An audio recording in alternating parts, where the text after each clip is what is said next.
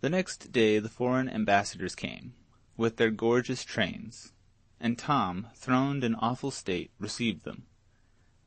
The splendors of the scene delighted his eye and fired his imagination at first, but the audience was long and dreary, and so were most of the addresses. Wherefore, what began as a pleasure grew into weariness and homesickness by and by. Tom said the words which Hertford put into his mouth from time to time, and tried hard to acquit himself satisfactorily, but he was too new to such things, and too ill at ease to accomplish more than a tolerable success. He looked sufficiently like a king, but he was ill able to feel like one. He was cordially glad when the ceremony was ended.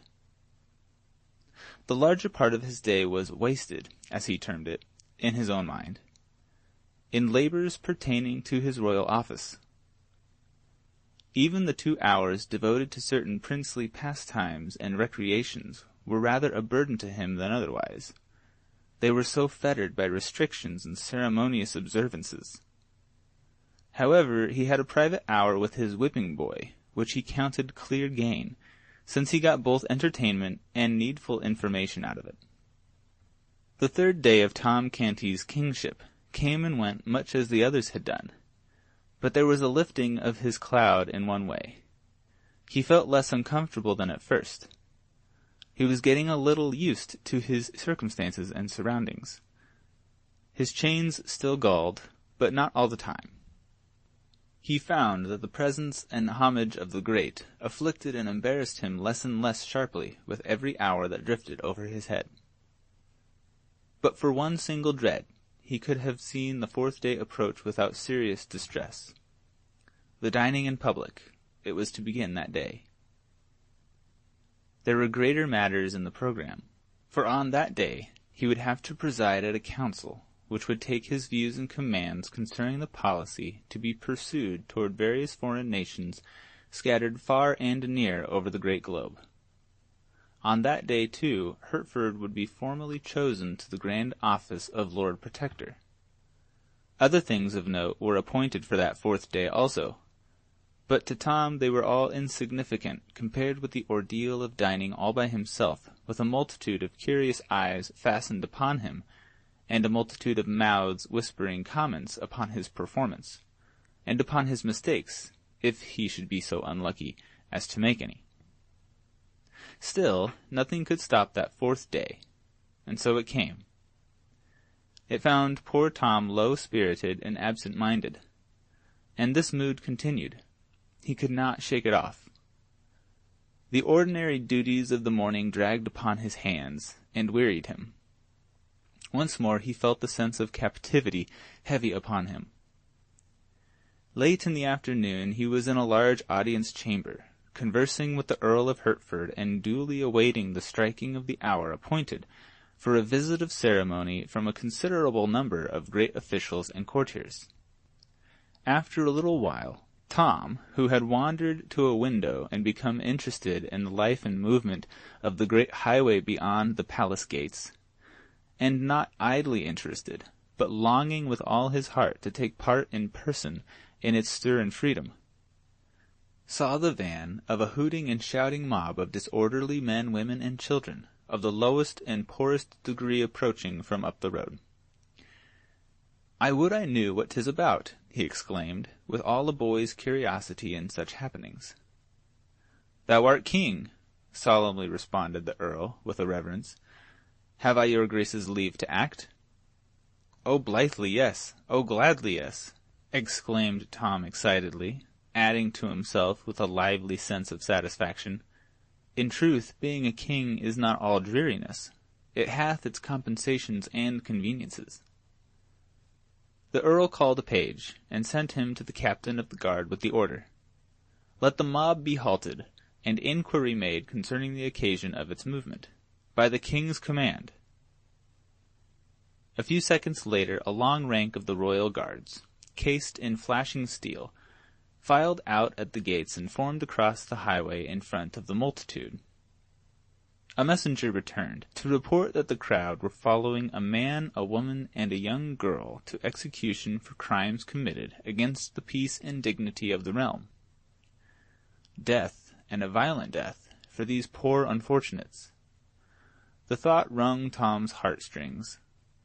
The spirit of compassion took control of him, to the exclusion of all other considerations. He never thought of the offended laws, or of the grief or loss which these 3 criminals had inflicted upon their victims. He could think of nothing but the scaffold and the grisly fate hanging over the heads of the condemned. His concern made him even forget, for the moment, that he was but the false shadow of a king, not the substance, and before he knew it, he had blurted out the command, "Bring them here."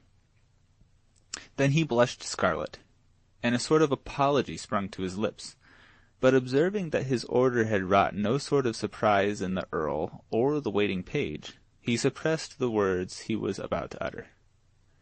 The page, in the most matter-of-course way, made a profound obeisance and retired backwards out of the room to deliver the command. Tom experienced a glow of pride and a renewed sense of the compensating advantages of the kingly office. He said to himself, "Truly it is like what I used to feel when I read the old priest's tales, and did imagine mine own self a prince, giving law and command to all, saying, Do this, do that, whilst none durst offer let or hindrance to my will." Now the doors swung open. One high-sounding title after another was announced. The personages owning them followed, and the place was quickly half filled with noble folks and finery. But Tom was hardly conscious of the presence of these people. So wrought up was he and so intensely absorbed in that other and more interesting matter. He seated himself absently in his chair of state, and turned his eyes upon the door with manifestations of impatient expectancy, seeing which the company forbore to trouble him, and fell to chatting a mixture of public business and court gossip one with another. In a little while the measured tread of military men was heard approaching, and the culprits entered the presence in charge of an under-sheriff, and escorted by a detail of the king's guard. The civil officer knelt before Tom, and then stood aside. The 3 doomed persons knelt also, and remained so. The guard took position behind Tom's chair. Tom scanned the prisoners curiously. Something about the dress or appearance of the man had stirred a vague memory in him. "Methinks I have seen this man ere now, but the when or the where fails me." Such was Tom's thought. Just then the man glanced quickly up and quickly dropped his face again, not being able to endure the awful port of sovereignty, but the one full glimpse of the face which Tom got was sufficient. He said to himself, "Now is the matter clear. This is the stranger that plucked Giles' wit out of the Thames, and saved his life that windy, bitter first day of the new year. A brave good deed. Pity he hath been doing baser ones, and got himself in this sad case. I have not forgot the day, neither the hour, by reason that an hour after, upon the stroke of 11, I did get a hiding by the hand of Gammer Canty, which was of so goodly and admired severity, that all that went before or followed after it were but fondlings and caresses by comparison." Tom now ordered that the woman and the girl be removed from the presence for a little time, then addressed himself to the under-sheriff, saying, "Good sir, what is this man's offence?" The officer knelt and answered, "So please your majesty, he hath taken the life of a subject by poison." Tom's compassion for the prisoner, and admiration of him as the daring rescuer of a drowning boy, experienced a most damaging shock. "The thing was proven upon him?" he asked. "Most clearly, sire." Tom sighed and said, "Take him away, he hath earned his death. 'Tis a pity, for he was a brave heart. Na, I mean he hath the look of it." The prisoner clasped his hands together with sudden energy, and wrung them despairingly, at the same time appealing imploringly to the king in broken and terrified phrases. "O my lord the king, and thou canst pity the lost, have pity upon me. I am innocent. Neither hath that wherewith I am charged been more than but lamely proved. Yet I speak not of that. The judgment is gone forth against me, and may not suffer alteration. Yet in mine extremity I beg a boon, for my doom is more than I can bear. A grace, my lord the king. In thy royal compassion grant my prayer. Give commandment that I be hanged." Tom was amazed. This was not the outcome he had looked for. "Odds my life, a strange boon! Was it not the fate intended thee?" "O good my liege, not so. It is ordered that I be boiled alive." The hideous surprise of these words almost made Tom spring from his chair. As soon as he could recover his wits, he cried out, "Have thy wish, poor soul! An thou had poisoned 100 men, thou shouldst not suffer so miserable a death." The prisoner bowed his face to the ground and burst into passionate expressions of gratitude, ending with, "If ever thou shouldst know misfortune, which God forfend, may thy goodness to me this day be remembered and requited." Tom turned to the Earl of Hertford and said, "My lord, is it believable that there was warrant for this man's ferocious doom?" "It is the law, your grace, for poisoners. In Germany coiners be boiled to death in oil, not cast in of a sudden, but by a rope let down into the oil by degrees, and slowly.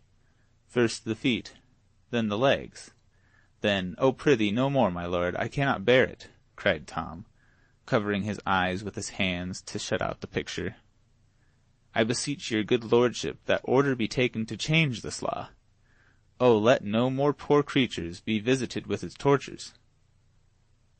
The Earl's face showed profound gratification, for he was a man of merciful and generous impulses, a thing not very common with his class in that fierce age. He said, "These your grace's noble words have sealed its doom. History will remember it to the honor of your royal house."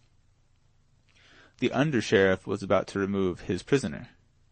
Tom gave him a sign to wait. Then he said, "Good sir, I would look into this matter further. The man has said his deed was but lamely proved. Tell me what thou knowest." "If the king's grace please, it did appear upon the trial that this man entered into a house in the hamlet of Islington, where one lay sick. 3 witnesses say it was at 10 of the clock in the morning, and 2 say it was some minutes later, the sick man being alone at the time and sleeping, and presently the man came forth again and went his way. The sick man died within the hour, being torn with spasms and retchings." "Did any see the poison given? Was poison found?" "Marry, no, my liege." "Then how doth one know there was poison given at all?" "Please your majesty, the doctors testified that none die with such symptoms but by poison." Weighty evidence this in that simple age. Tom recognized its formidable nature, and said, "The doctor knoweth his trade. Belike they were right. The matter hath an ill look for this poor man." "Yet was not this all, your majesty? There is more and worse. Many testified that a witch, since gone from the village, none know whither, did foretell and speak it privately in their ears, that the sick man would die by poison, and more, that a stranger would give it, a stranger with brown hair and clothed in a worn and common garb. And surely this prisoner doth answer woundily to the bill. Please your majesty to give the circumstance that solemn weight which is its due, seeing it was foretold." This was an argument of tremendous force in that superstitious day. Tom felt that the thing was settled. If evidence was worth anything, this poor fellow's guilt was proved. Still he offered the prisoner a chance, saying, "If thou canst say aught in thy behalf, speak." "Not that will avail, my king. I am innocent, yet cannot I make it appear. I have no friends, else might I show that I was not in Islington that day. So also might I show that at that hour they name I was above a league away, seeing I was at Wapping Old Stairs. Yea, more, my king, for I could show that whilst they say I was taking life, I was saving it. A drowning boy. Peace, sheriff, name the day the deed was done. At 10 in the morning, or some minutes later, the first day of the new year, most illustrious. Let the prisoner go free. It is the king's will. Another blush followed this unregal outburst, and he covered his indecorum as well as he could by adding, It enrageth me that a man should be hanged upon such idle, hair-brained evidence. A low buzz of admiration swept through the assemblage. It was not admiration of the decree that had been delivered by Tom, for the propriety or expediency of pardoning a convicted poisoner was a thing which few there would have felt justified in either admitting or admiring. No, the admiration was for the intelligence and spirit which Tom had displayed. Some of the low-voiced remarks were to this effect. This is no mad king. He hath his wits sound. How sanely he put his questions! How like his former natural self was this abrupt, imperious disposal of the matter! God be thanked, his infirmity is spent. This is no weakling, but a king. He hath borne himself like to his own father. The air being filled with applause, Tom's ear necessarily caught a little of it. The effect which this had upon him was to put him greatly at his ease, and also to charge his system with very gratifying sensations. However, his juvenile curiosity soon rose superior to these pleasant thoughts and feelings. He was eager to know what sort of deadly mischief the woman and the little girl could have been about. So, by his command, the two terrified and sobbing creatures were brought before him. "What is it that these have done?" he inquired of the sheriff. "Please your majesty, a black crime is charged upon them, and clearly proven, wherefore the judges have decreed, according to the law, that they be hanged. They sold themselves to the devil. Such is their crime." Tom shuddered. He had been taught to abhor people who did this wicked thing. Still, he was not going to deny himself the pleasure of feeding his curiosity for all that, so he asked, "Where was this done, and when?" "On a midnight in December, in a ruined church, your majesty." Tom shuddered again. "Who was there present?" "Only these two, your grace, and that other." "Have these confessed?" "Nay, not so, sire. They do deny it." "Then, prithee, how was it known?" "Certain witness did see them wending thither, good your majesty. This bred the suspicion, and dire effects have since confirmed and justified it. In particular, it is in evidence that through the wicked power so obtained, they did invoke and bring about a storm that wasted all the region round about. About 40 witnesses have proved the storm, and sooth one might have had 1,000, for all had reason to remember it, sith all had suffered by it. Certes this is a serious matter." Tom turned this dark piece of scoundrelism over in his mind awhile, then asked, "Suffered the woman also by the storm?" Several old heads among the assemblage nodded their recognition of the wisdom of this question. The sheriff, however, saw nothing consequential in the inquiry. He answered, with simple directness, "Indeed did she, your majesty, and most righteously, as all aver. Her habitation was swept away, and herself and child left shelterless. Methinks the power to do herself so ill a turn was dearly bought. She had been cheated, had she paid but a farthing for it. That she paid her soul and her child's argueth that she is mad. If she is mad, she knoweth not what she doth, therefore sinneth not." The elderly heads nodded recognition of Tom's wisdom once more, and one individual murmured, "And the king be mad himself, according to the report. Then is it a madness of a sort that would improve the sanity of some I wot of, if by the gentle providence of God they could but catch it." "What age hath the child?" asked Tom. 9 years, please your majesty. By the law of England may a child enter into covenant and sell itself, my lord? Asked Tom, turning to a learned judge. The law doth not permit a child to make or meddle in any weighty matter, good my liege, holding that its callow wit unfitteth to cope with the riper wit and evil schemings of them that are its elders. The devil may buy the child, if he so choose, and the child agree thereto, but not an Englishman. In this latter case the contract would be null and void. It seemeth a rude unchristian thing, and ill-contrived, that English law denieth privileges to Englishmen to waste them on the devil, cried Tom, with honest heat. This novel view of the matter excited many smiles, and was stored away in many heads to be repeated about the court as evidence of Tom's originality as well as progress toward mental health. The elder culprit had ceased from sobbing, and was hanging upon Tom's words with an excited interest and a growing hope. Tom noticed this, and it strongly inclined his sympathies toward her in her perilous and unfriended situation. Presently he asked, "How wrought they to bring the storm?" "By pulling off their stockings, sire." This astonished Tom, and also fired his curiosity to fever heat.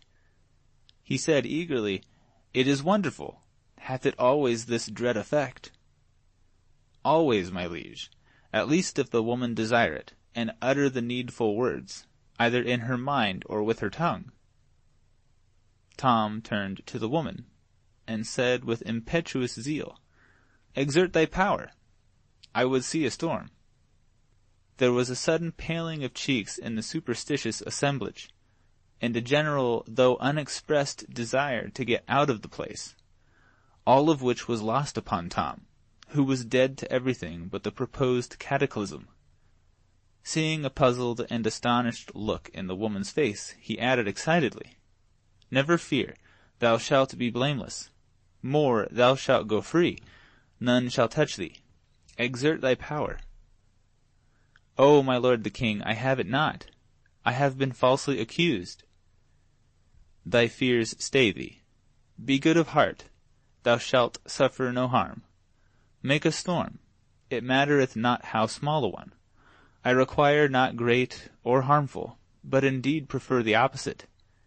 Do this, and thy life is spared. Thou shalt go out free, with thy child, bearing the king's pardon, and safe from hurt or malice from any in the realm." The woman prostrated herself, and protested with tears that she had no power to do the miracle, else she would gladly win her child's life alone, and be content to lose her own, if by obedience to the king's command so precious a grace might be acquired. Tom urged. The woman still adhered to her declaration. Finally he said, "I think the woman hath said true. And my mother were in her place, and gifted with the devil's functions, she had not stayed a moment to call her storms and lay the whole land in ruins, if the saving of my forfeit life were the price she got. It is argument that other mothers are made in like mold. Thou art free, good wife, thou and thy child, for I do think thee innocent. Now thou'st not to fear being pardoned. Pull off thy stockings, and thou canst make me a storm. Thou shalt be rich." The redeemed creature was loud in her gratitude, and proceeded to obey, whilst Tom looked on with eager expectancy, a little marred by apprehension. The courtiers at the same time manifested decided discomfort and uneasiness. The woman stripped her own feet and her little girl's also, and plainly did her best to reward the king's generosity with an earthquake, but it was all a failure and a disappointment. Tom sighed and said, "There, good soul, trouble thyself no further. Thy power is departed out of thee. Go thy way in peace, and if it return to thee at any time, forget me not, but fetch me a storm." End of chapter 15. Chapter 16. The State Dinner. The dinner hour drew near. Yet, strangely enough, The thought brought but slight discomfort to Tom, and hardly any terror. The morning's experiences had wonderfully built up his confidence.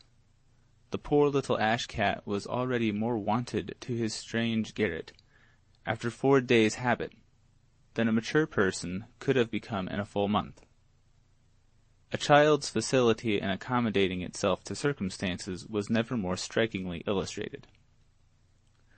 Let us privileged ones hurry to the great banqueting room and have a glance at matters there, whilst Tom is being made ready for the imposing occasion.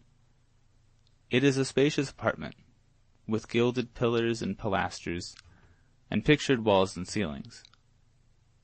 At the door stands tall guards, as rigid as statues, dressed in rich and picturesque costumes, and bearing halberds.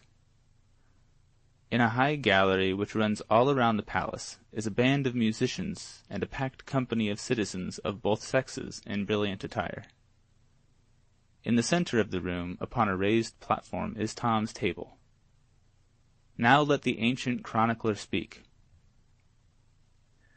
A gentleman enters the room bearing a rod, and along with him another bearing a tablecloth, which, after they have both kneeled 3 times with the utmost veneration, he spreads upon the table, and after kneeling again they both retire.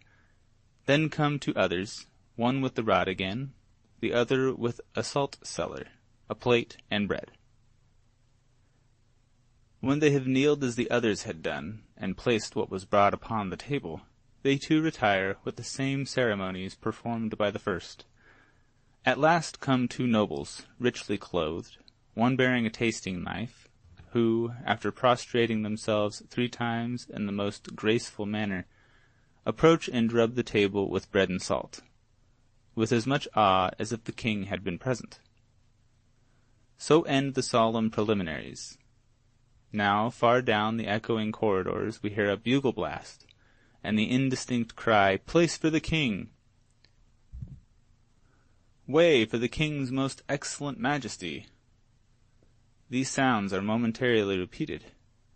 They grow nearer and nearer, and presently, almost in our faces, the martial note peals and the cry rings out, "Way for the king!" At this instant the shining pageant appears, and files in at the door, with a measured march. Let the chronicler speak again. First come gentlemen, barons, earls, knights of the garter, all richly dressed and bareheaded. Next comes the chancellor, between 2, one of which carries the royal scepter, the other the sword of state and the red scabbard, studded with golden fleur-de-lis, the point upwards. Next comes the king himself, whom, upon his appearing, 12 trumpets and many drums salute with a great burst of welcome, whilst all in the galleries rise in their places, crying, "God save the king!" After him come nobles attached to his person, and on his right and left march his guard of honor, his 50 gentlemen pensioners, with gilt battle-axes. This was all fine and pleasant. Tom's pulse beat high, and a glad light was in his eye. He bore himself right gracefully, and all the more so because he was not thinking of how he was doing it, his mind being charmed and occupied with the blithe sights and sounds about him. And besides, nobody can be very ungraceful in nicely fitting beautiful clothes after he has grown a little used to them, especially if he is for the moment unconscious of them. Tom remembered his instructions, and acknowledged his greeting with a slight inclination of his plumed head, and a courteous "I thank ye, my good people." He seated himself at table without removing his cap, and did it without the least embarrassment. For to eat with one's cap on was the one solitary royal custom upon which the kings and the Canties met upon common ground, neither party having any advantage over the other in the matter of the old familiarity with it. The pageant broke up and grouped itself picturesquely, and remained bareheaded. Now to the sound of gay music the yeomen of the guard entered, the tallest and mightiest men in England, they being carefully selected in this regard. But we will let the chronicler tell about it. The yeomen of the guard entered, bareheaded, clothed in scarlet, with golden roses upon their backs. And these went and came, bringing in each turn a course of dishes, served in plate. These dishes were received by a gentleman in the same order they were brought, and placed upon the table, while the taster gave to each guard a mouthful to eat of the particular dish he had brought, for fear of any poison. Tom made a good dinner, notwithstanding he was conscious that hundreds of eyes followed each morsel to his mouth, and watched him eat it with an interest which could not have been more intense, if it had been a deadly explosive and was expected to blow him up and scatter him all about the place. He was careful not to hurry, and equally careful not to do anything whatever for himself, but wait till the proper official knelt down and did it for him. He got through without a mistake, flawless and precious triumph. When the meal was over at last, and he marched away in the midst of his bright pageant, with the happy noises in his ears of blaring bugles, rolling drums, and thundering acclamations, he felt that if he had seen the worst of dining in public, it was an ordeal which he would be glad to endure several times a day, if by that means he could but buy himself free from some of the more formidable requirements of his royal office. End of chapter 16.